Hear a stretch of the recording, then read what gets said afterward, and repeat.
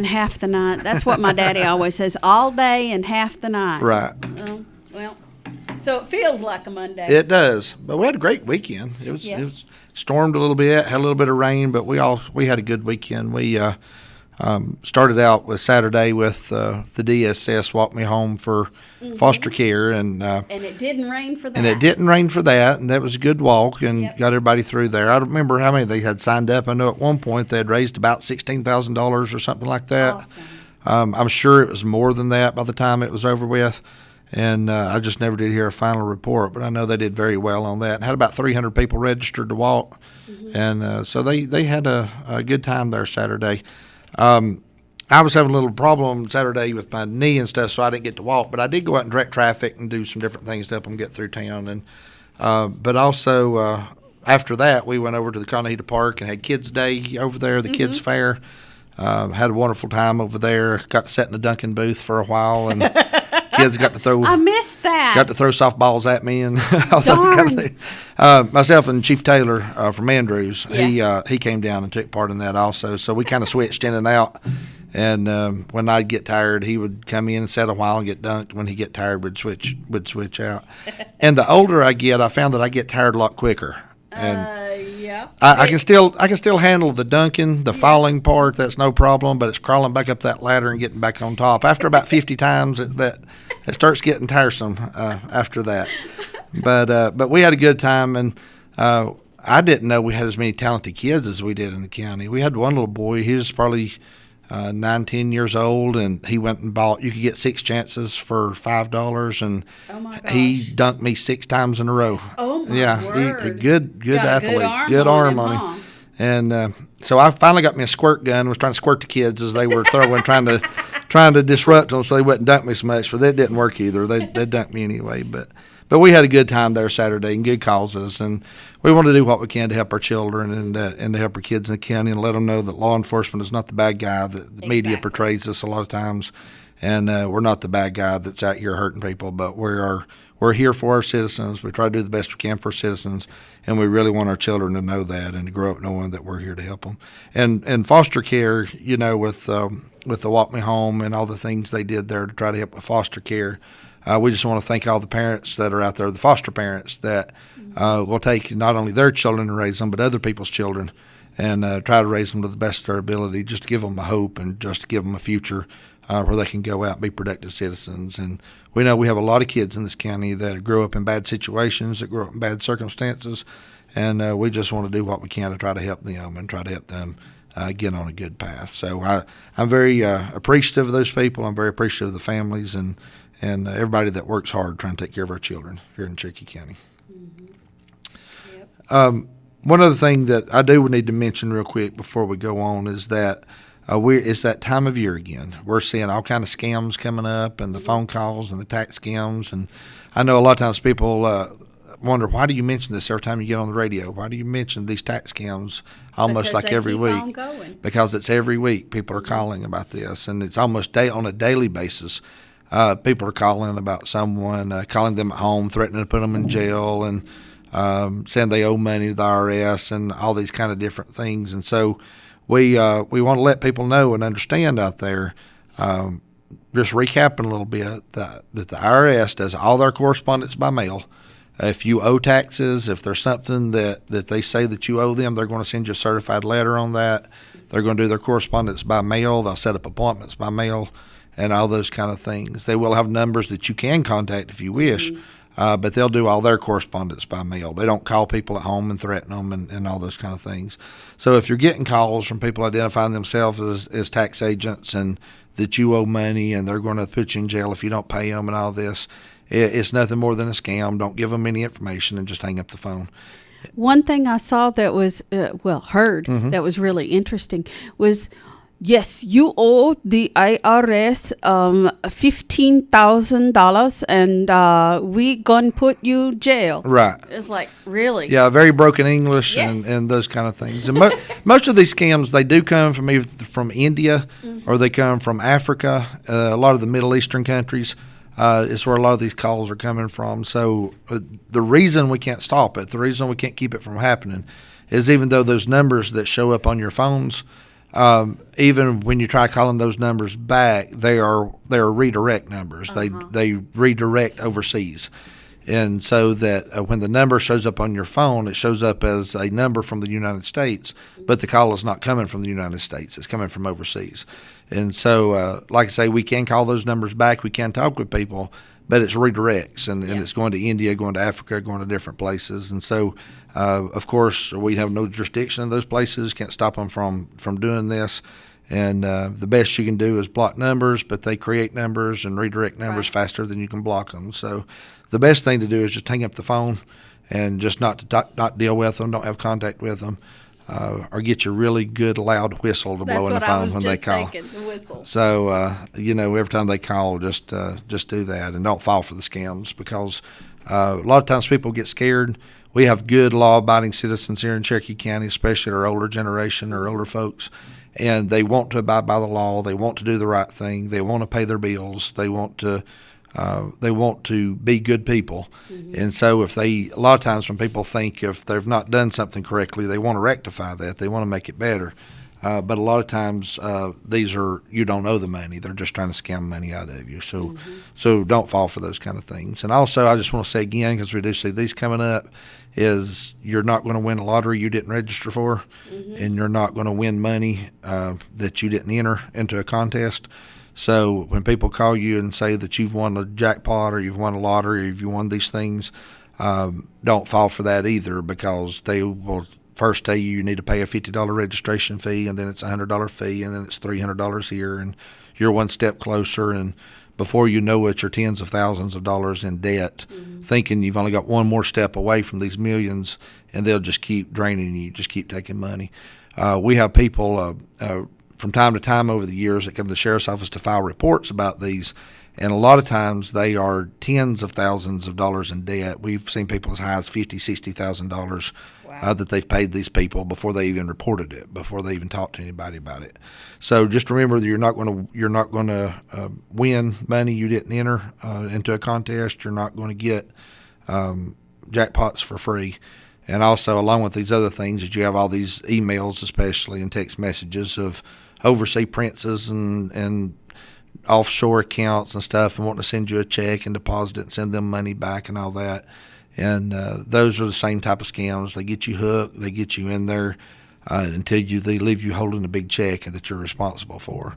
And so a lot of times they will send you a $100 or $200 check, and everything works just like it says it does. You have money in your bank account, but the checks keep getting bigger and bigger until they send you $10,000 checks or $20,000 checks, and then you deposit it, you send them the money, then the check bounces, it's no good, and you're left holding the check. So then you're responsible for that money, because when you pass the check at the bank, you're responsible for what you passed, even though that it's a bad check. So don't fall for these scams. Don't get involved in these things, and don't just always remember nothing's free.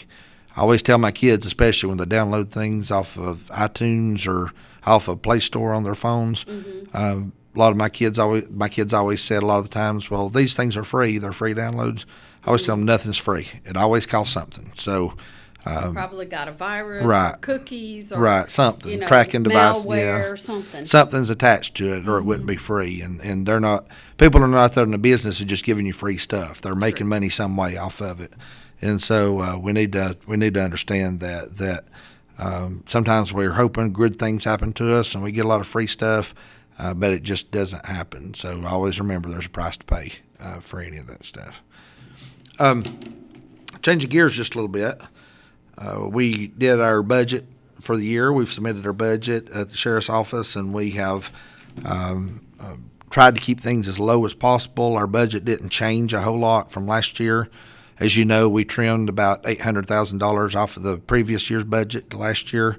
It's going to remain about the same this year. The only thing that we have asked for differently this year, we've got a couple of positions that we're wanting to change around. One part-time position that we're wanting to make a full-time position. That's our evidence custodian or evidence tech. We're wanting to make it a full-time position. We've requested it. And that's a position that evidence is the hub that keeps everything together on our charges. And if we don't have good evidence, don't have good evidence techniques and good chain of custody on evidence and keeping that under control, then that jeopardizes everything we do at the sheriff's office. So I just feel like even though we have good people that do that, I feel like that we need to have a person that's vested in that, a person that is having a full-time position in that, a person who has retirement invested, who has time vested with the county, and we're not relying on part-time people to come in and do that. And so we're looking for that to be a full-time position and hoping we get that done, and therefore it'll help shore that up a little bit better as far as making sure if our chain of custody and things are done on their evidence. The big ticket item that we've done this year that's a little bit different than we've done in years past is that last year the commissioners did buy us a few cars, but last year we bought 7 cars from our drug asset forfeiture money. And that's money that's been seized, that's tax stuff that's been turned over to the sheriff's office from cases that we have done. We wound up buying 7 cars off that, try to get a patrol fleet up to the place where it needs to be. We're still got a lot of work. We still got a lot more cars to buy, a lot more things to do. And when people hear you bought 7 cars and the commissioners bought a couple cars, 2 or 3 cars, maybe even been 4 cars they bought, you think, well, that's a lot of cars. That should got you up to speed. But a lot of people don't realize that the shape that the patrol fleet and the cars the sheriff's office was in when I took over in December of 14. The average mileage on our patrol cars. Now, this is patrol cars you see going up and down the road that's responding. The average mileage on those cars when I took over was 230,000 miles on the car.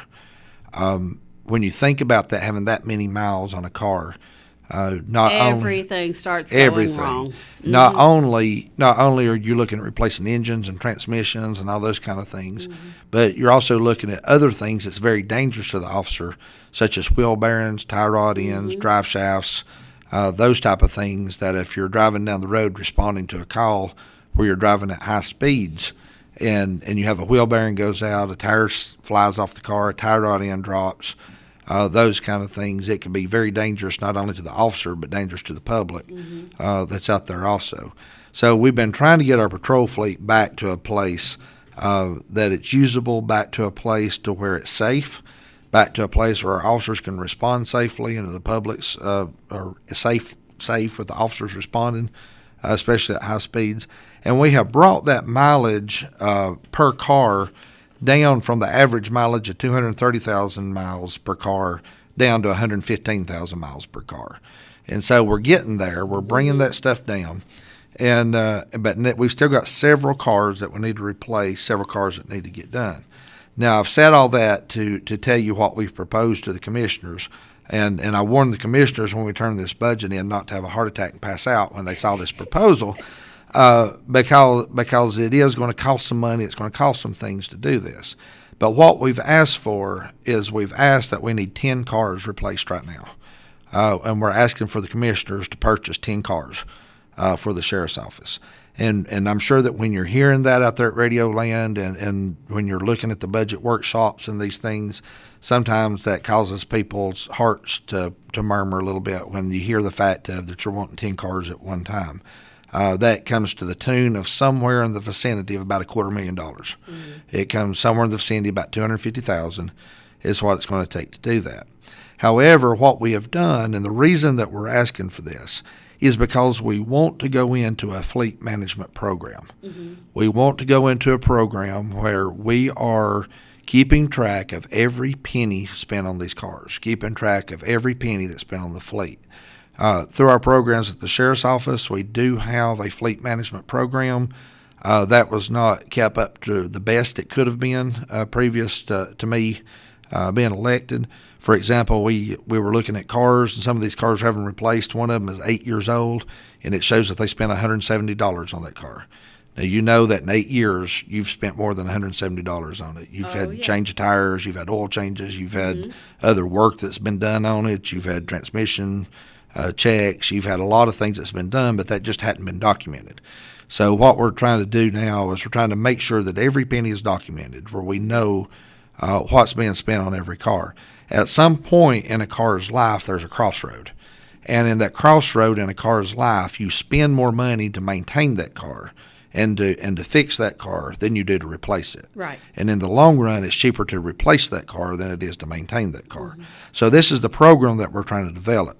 We actually pulled a replacement policy, actually the county manager did, a replacement policy from Union County, North Carolina, and we're using their fleet maintenance policy to look at our existing fleet to see where we stack up.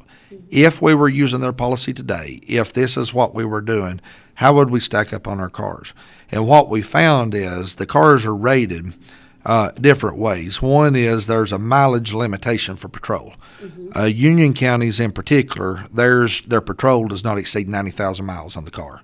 Once it gets to 90,000 miles, then it's bumped back down for other uses, whether it's investigators, whether it's detectives, jail, administration not- vehicles. So it's not out there on a daily basis Right. with those high speed. With those high speeds and things Right. of that nature. Gotcha. So what it is, it's not that you replace the car at 90,000. It's that you move it into a different area of service at 90,000. Once that car is moved into a different area of service, then it falls under a formula plan. And what that formula plan is for every year of age that vehicle is, you assign it a point. So if it's 5 years old, you assign it 5 points. With mileage, you assign it 1 point for every 15,000 miles of operation. For example, if a vehicle had 105,000 miles on it, you'd receive 7 points for that condition. You do a general overall condition of that vehicle. You look for the interior condition, rust. You look for accidents, whether it's been an accident or not. You look for repairs, the money you spend on that car, and then you give it a 1 to 5 rating of whether just the general overall condition of that car is an excellent, good, fair, poor, or very poor condition. And if it's excellent, it gets 1 point, and so forth down. Everyone it gets another point. So excellent is 1 point, good is 2, fair is 3, poor is 4, and very poor is 5 points. And then you assign points to that vehicle for where it serves.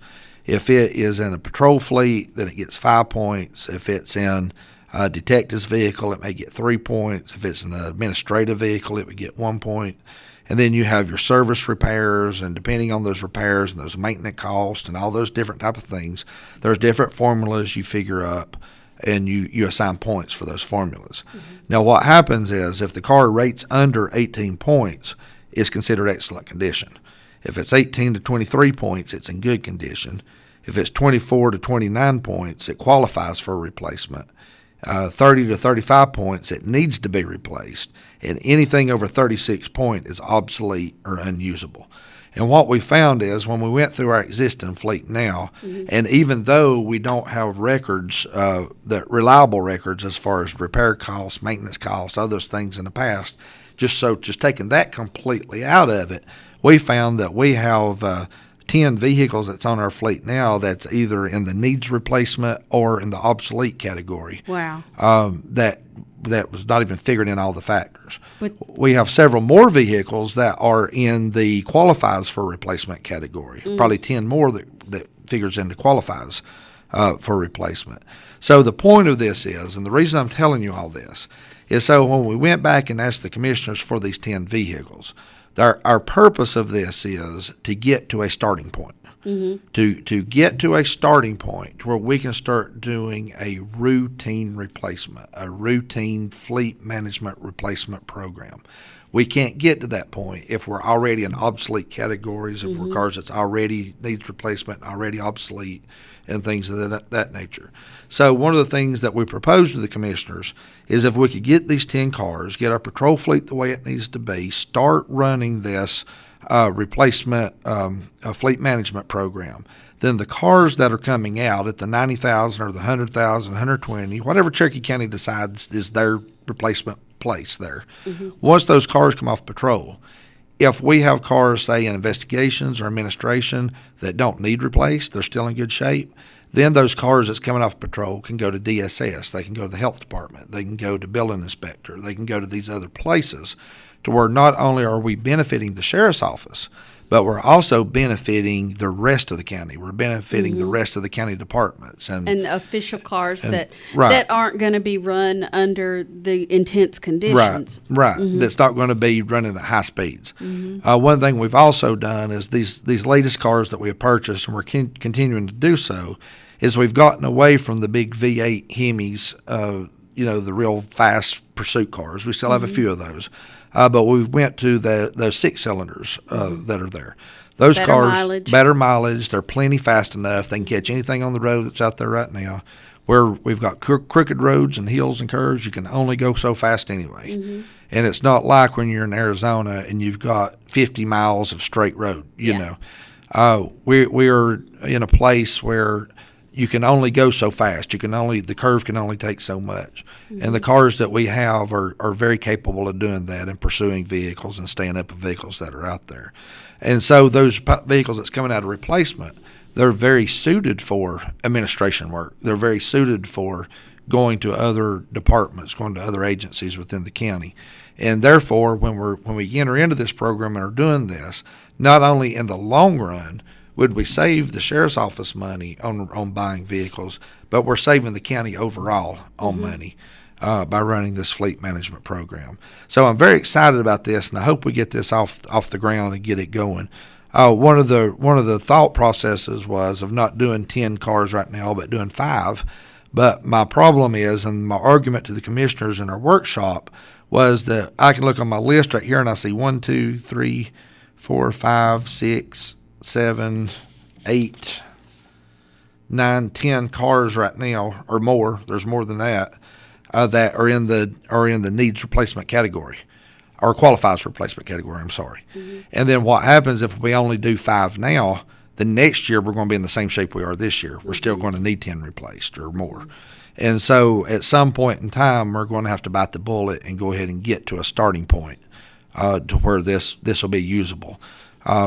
We've looked at different options, different ways of doing this, and there's no other way of doing it except just spending money off the bat and getting it operational, and then going from there to save the county money in the long run. So it's something that I'm excited about. I hope we get off the road. It's in the commissioners' hands now. They're doing the budgets. One thing I do want to acknowledge, and I do want to acknowledge to everybody out there, that we have great ideas. We have great plans for things, but the county only has so much money. And there's a lot of people that are vying for that money, a lot of different agencies, a lot of different departments, a lot of different needs within the county. And so we understand that, and we certainly understand where the county's at on this. And so we know there may be other needs, other priorities and things that are out there right now, and we certainly understand that. But this is a program that I think would benefit the entire county if we could get it off the ground and get it operational. So I'm very excited about that, and hope that we'll get some support behind that, and hope that we can get a fleet management program started. Sounds like a good plan. Yeah, and like I say, it's a policy that we're going by. It doesn't mean we have to use this exact policy. It can be changed. Mileages can be changed. Point scales can be changed. But one thing I do like to also let people know, if something works, there's no need trying to fix something that works. So if it works, we may just adopt the policy the way it is and see if that works. But we're always looking for new ways of trying to make the sheriff's office better, make the county better, make things work better. And I know that a lot of people don't like spending money. I don't like to spend money. I don't spend money at home. And my wife will tell you that I fuss all the time because I'm very conservative, very frugal about spending money, even my own money at home. And the way I look at this money that we spend at the sheriff's office is not my money or not the office's money, but it's the taxpayers' money. It's the people that's out there. And sometimes in business, whether you run a business or you have a business of any kind, the old adage is true. Sometimes you have to spend money to save money. Yep. And so that's exactly what we're at right now. We have to spend money to save money in the long run. And I just hope it makes sense to people, and I hope people understand where we're coming from on this.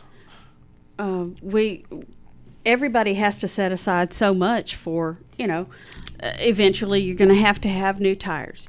You have to keep up those oil changes. You got to get your brakes serviced. You have all these service plans that you have to do in order to keep your vehicle running so that you can get to and from work. So, yeah, I'm going to tell you a story. Understand that as well. Well, I'm going to tell you a story that made this a priority for me, for anybody that's out there listening. When we bought new cars last year, the deputies that were patrolling, that were working of a night, that were out here every day, we started parking their cars and replacing it with these new cars that we were buying. One of the cars that the deputy was driving, he was currently on patrol with the car. He brought it in, he changed his stuff out to a new car. He took it down to our lower lot and parked it. We took the striping, took everything off of it, took the radios out, the lights off, all those kind of things, and wound up going through the county and selling that vehicle. on governmentdeals.com, and where you can go on there and you can buy vehicles from agencies. We wound up selling that vehicle.